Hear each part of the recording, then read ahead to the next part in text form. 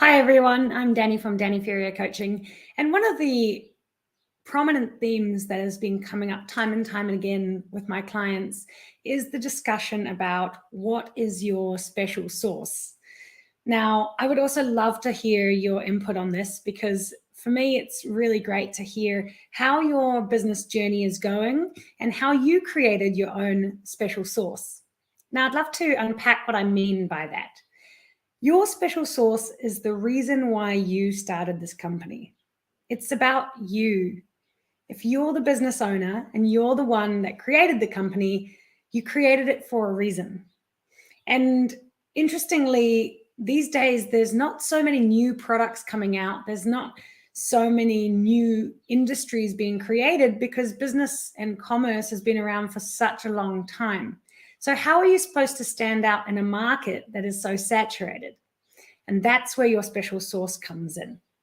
So I'll give you an example. Companies who maybe do exactly the same thing as every other company in their industry, they can stand out because they have really strong values. This is something around Google, for example. They were the standout company because of their values, because of their mission and their vision. Companies I can talk from Nelson specifically, like Rocket Lab. Oh, that's not really Nelson, that's the North Island, but they have a really strong mission and really strong values around who they hire, what they do, and who they want to work for. So I'd love to unpack with you a little bit more around the values of the company and how you can start to create that environment where people are living, discussing, and being the values that you set for the company so that you can create your market share, so that you can develop into a company that everyone knows is authentically you. It's a company that they know what they're going to get when they go there because everyone is showing up every day to live the values. I really, really love the quote, "Take the first step and the rest will follow." Because the thing is that developing company culture takes a long time. To create really solid values that everyone is living every day takes time to build, takes time to settle, and then that's when it becomes a really powerful machine. So make sure that you create time and space for these values. It's not one of those things where you have a board meeting about it or you chat with your team and you create some values and then you just put them in a drawer and you never talk about them again. That doesn't serve anyone. It's a waste of time. So what we want to do here is bring them to life.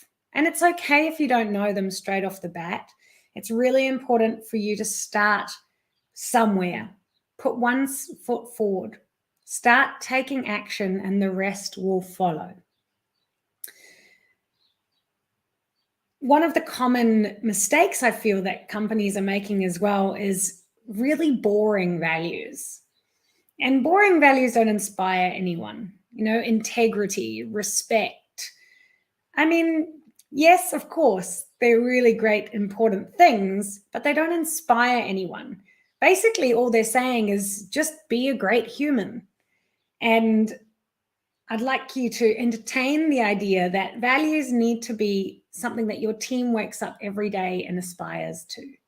So make them fun, make them exciting, make them something that you can really challenge yourselves on and have the conversations around it. Make it very usable language so that everyone in the office starts to talk about it, think about it, act like it. So how are we going to do this? How are we going to define your company values? Well, first of all, why did you start this company? Ask yourself, what was important? What was significant about starting this company? Maybe, like I was talking to a client the other day, they were sick of being a box ticker.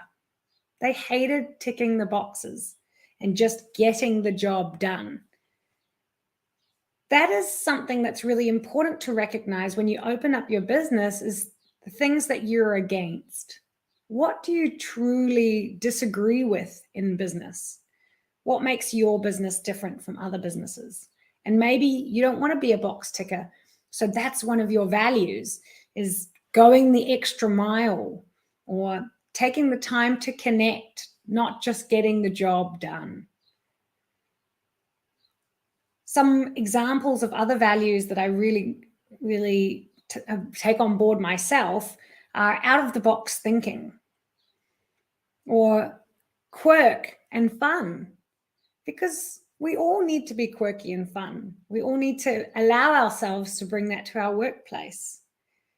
Another really funny one that I absolutely love is RTFM, read the fucking manual, because there's so much information out there and people are always looking for suggestions, input from mentors or from other people in their team. But quite often there is a manual, or quite often they can look it up online and find the best practice.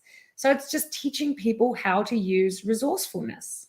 But this value, RTFM, is that understanding that you can find the information if you're resourceful enough to look for it.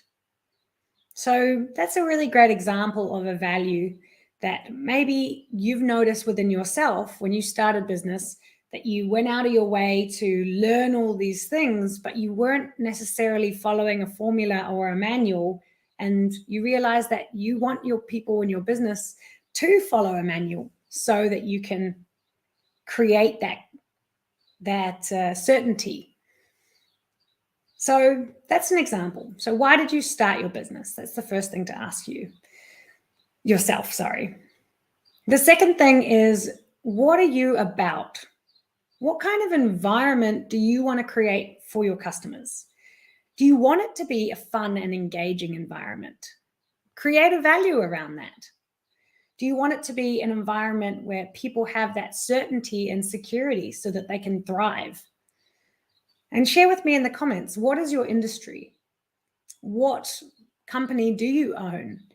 And maybe I can help unpack what are some of the things that you are bringing to the market that you're really known for, that is a common theme within your company. And hopefully that common theme is something that you're really proud of. And the third thing is to let go of the need to please everyone. Values are there because they define you. There's so many people in the world, and we just do not need to make everyone happy.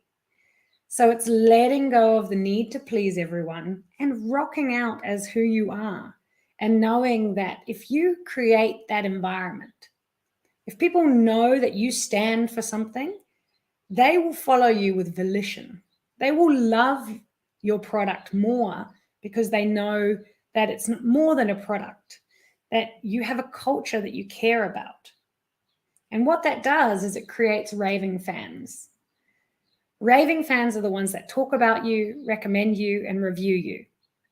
You don't want to just serve the general public and somebody who doesn't really care about you or your values buy something from you and never really talks about you again. That's not going to help anyone. It's not going to help you, and it's not really going to help them. Rather, target the customers that love you, love your vibe, and they are a values match for you. So I trust that this was a really interesting video for you to take away some insights into your company values, and know that it's okay, that you can rock your values. And whether it's because you like to listen to death metal in the office, awesome, rock on, that's fantastic. As long as you know that that's you, and that's the culture that you want to create, and that's the experience that you want to create for your customers. So type in the comments below, what did you take away from this video? What is something that was significant for you that's going to allow you to build that company culture that's going to really scream you? So your clients and customers must buy from you and nobody else, because they believe in your mission and they believe in what you stand for. Bye for now.